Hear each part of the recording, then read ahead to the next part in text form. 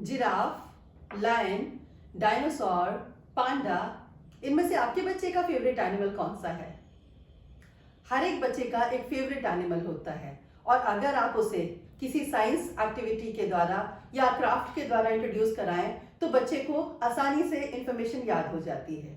और जब बच्चे के पास वो इंफॉर्मेशन है तो आप उसे टेरेस्ट्रियल, एक्वेटिक, एरियल एनिमल्स के बारे में बता सकते हैं और आप उसे ओमनीवोरस, हर्बीवोरस, कार्निवोरस एनिमल के बारे में भी बता सकते हैं। इस तरह के सिंपल टॉयज घर पर बनाने के लिए हमारे लिंक पर क्लिक करें। Thank you.